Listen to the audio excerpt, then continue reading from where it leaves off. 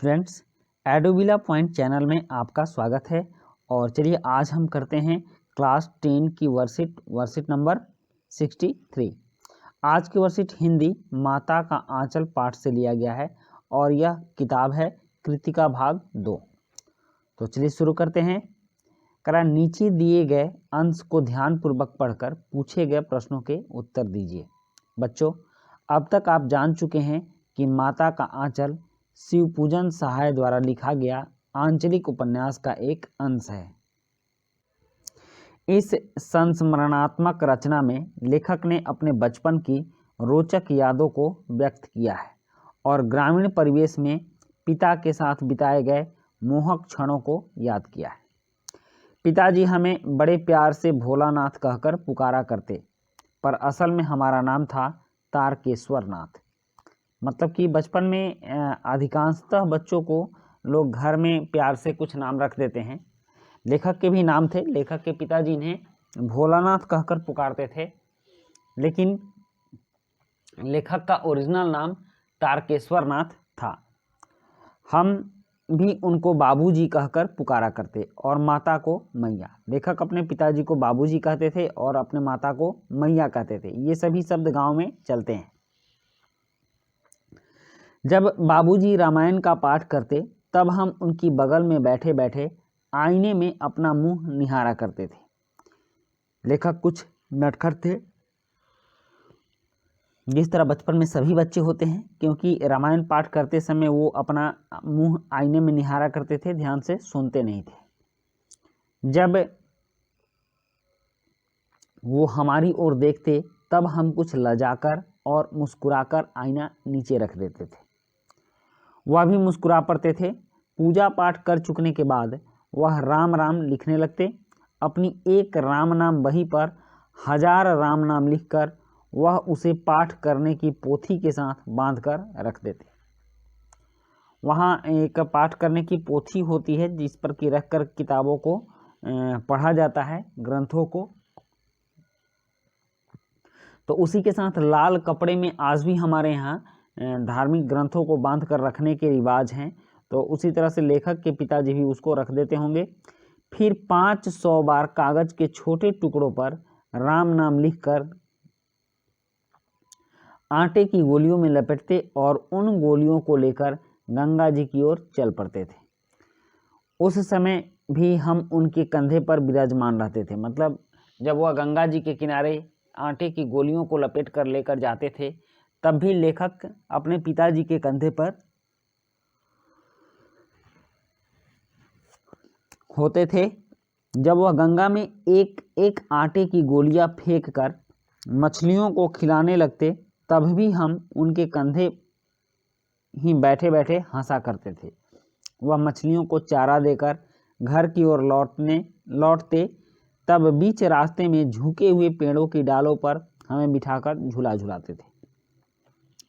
बच्चों, गांव का परिवेश कुछ अलग ही होता है और काफ़ी मज़ेदार होता है। मैं तो बचपन में मैं भी कुछ दिनों तक गांव में रहा हूं और वहाँ जो खेलने के तरीके होते हैं, जैसे पेड़ पर झूला झूलना, फिर गन्ने के खेतों में जाना और चने की बालियां तोड़ना, काफ़ी मज़ेदार खेल होता है। हम लोग जब बच्चे थे तो पराली के बहुत बड़े बड़े ढेर लगते थे। उन ढेर पर चढ़कर कूदते थे, ऊपर से फिसलते थे और खूब मज़ेदार खेल खेलते थे। शायद आप लोगों को भी ये खेल खेलने को मिले हों। और आप लोग कमेंट में ज़रूर लिखेंगे कि किन लोगों ने गांव के परिवेश में जाकर खेतों में घूमा है और खेत से गन्ने तोड़कर चूसा है। तो गांव में ये बहुत पहले प्रचलित काम था बच्चों का। वो खेतों में जाते थे और खेतों से गन्ने तोड़कर चूसा करते थे। मैं भी ऐसा करता था। तो आप में से भी अगर किसी को ये मौका मिला हो तो आप लोग ज़रूर लिखिएगा कमेंट में कि मैंने खेतों से तोड़कर गन्ना चूसा है।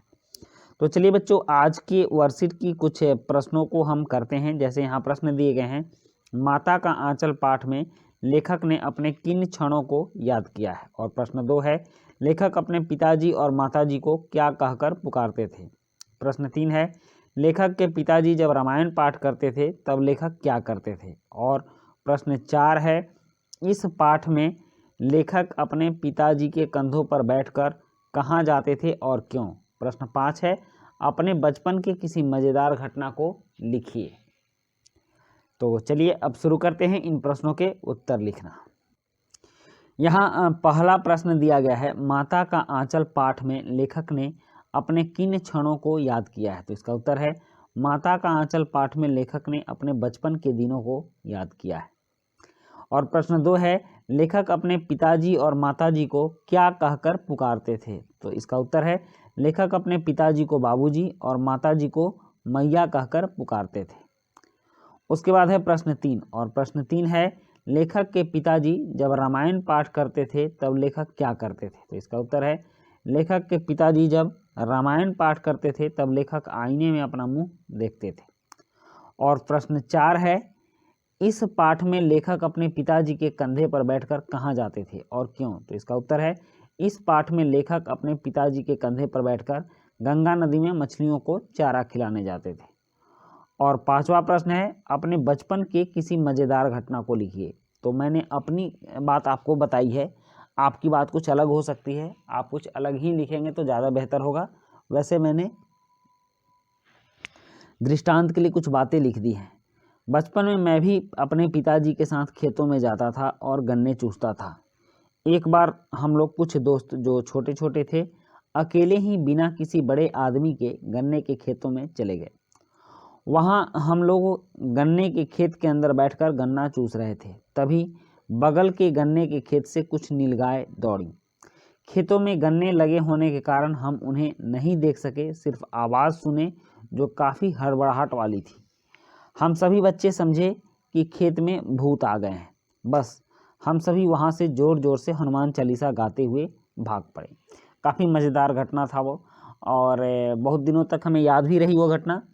उसके बाद डर के मारे हम कभी अकेले गन्ने के खेत में नहीं जाते थे। तो बच्चों, ये थी हमारी आज की वर्कशीट, और ये काफ़ी इंटरेस्टेड थी, आनंददायी थी। और इसके साथ ही ये वर्कशीट समाप्त होती है। मिलते हैं नेक्स्ट वर्कशीट में। Thank you.